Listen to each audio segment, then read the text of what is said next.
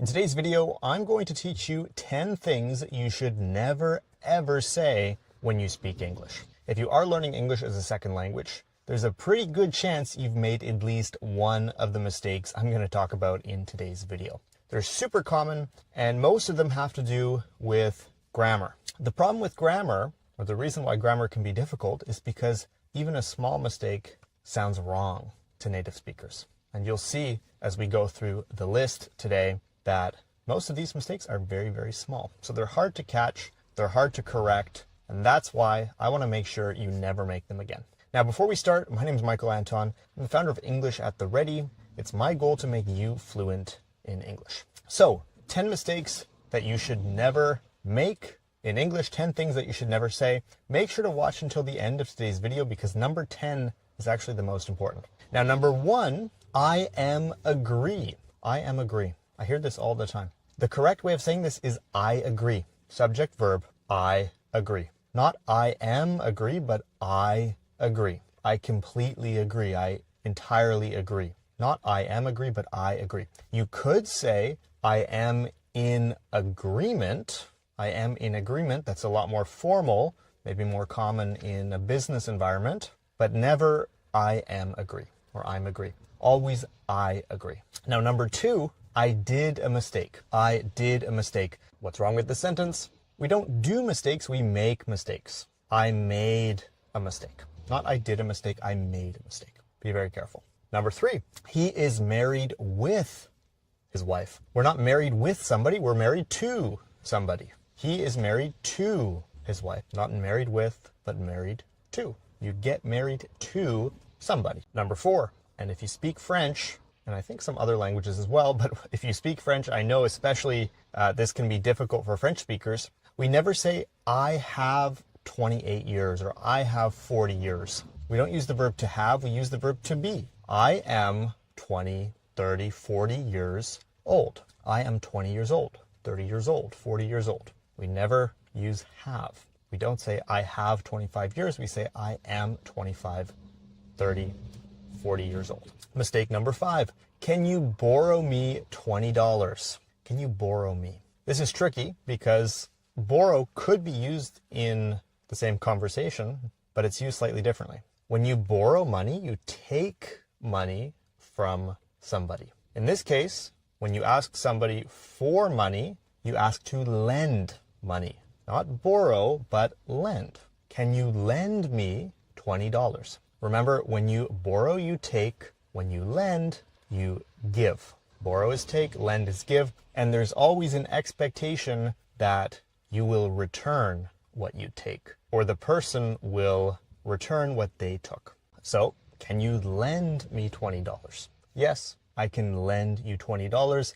You can borrow $20. Now, number 6, I'm waiting you. I'm waiting you. I'm waiting for you. Don't forget the preposition for. I'm waiting for you. We never wait something or somebody.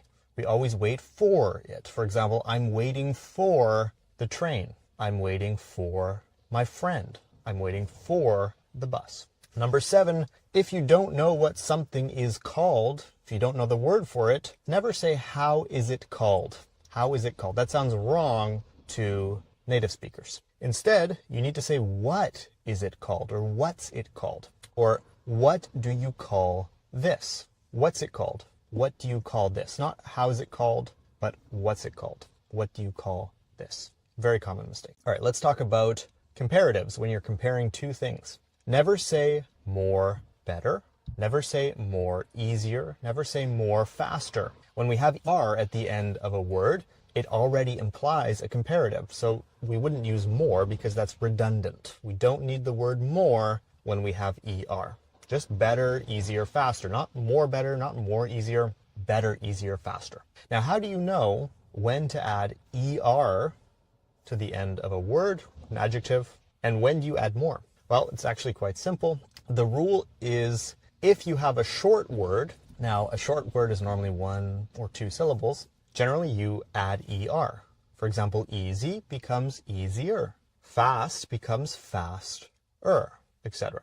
When you have a longer word, for example, beautiful, that's 3 syllables, beautiful. Comfortable, 3 syllables, comfortable. Then we add more in front. For example, more beautiful, more wonderful, more fantastic, more comfortable. So if it's a shorter word, we tend to add ER to the end. And if it's a longer word, we normally add more to the beginning. We never add more and ER to the same word. Be very careful about that. All right, the next mistake on our list is one I hear all the time. I was actually with a friend of mine recently, and he spoke Spanish as his first language, and he told me he was boring. And I looked at him, I said, no, you're not boring. You're entertaining, you're funny. And then he said, oh, I mean, I'm bored. Boring and bored, what's the difference? Something that is boring causes you to feel bored. For example, the movie might be boring. If you're watching a movie, it's boring. You feel bored. You're not boring. The movie is boring. You feel bored.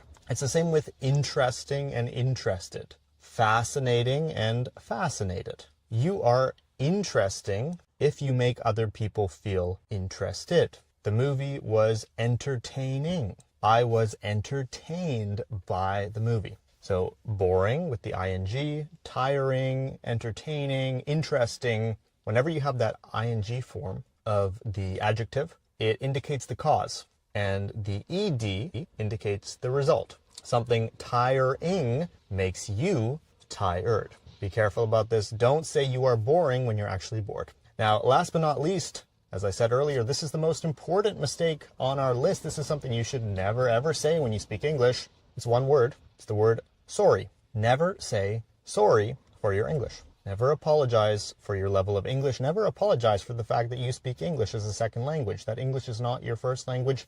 Never say sorry for that fact. There's nothing to be sorry for. There's no reason to apologize just because you don't speak English as a first language. Look, people don't care about your mistakes. If you get something wrong, if you make a grammatical mistake, and of course, we looked at a lot of them in today's video, but at the end of the day, nobody cares if you make a mistake. People are too focused on themselves. So there's no reason to apologize for your level of English, even if you make mistakes or you don't make mistakes. There's nothing wrong with speaking English as a second language. It makes you sound less confident. It makes you sound less secure in yourself. And that's not something you want. That's not the impression you want to give people. So don't apologize. Own the fact that you speak English as a second language. There's nothing wrong with that. But most importantly, never say sorry for your level of English. Hope you found this video useful. Let me know in the comments, have you ever said any of these things? Have you ever made any of these mistakes? They're very common. You're not alone. Of course, subscribe to English at the Ready here on YouTube. Leave a like if you found this video useful. And if you want to study with me and my team, we have several programs available by application only. You can click the link in the description below to apply. It's our goal to make you fluent in English, to help you improve your speaking, your listening, your vocabulary, your reading, your writing, your business English, pronunciation, all that stuff. So if you are interested in a program which has helped thousands of students improve their English over the last 2 years, click the link to apply. And if we can help you, we'll be in touch. Hope you found this video useful, and I'll see you in the next one.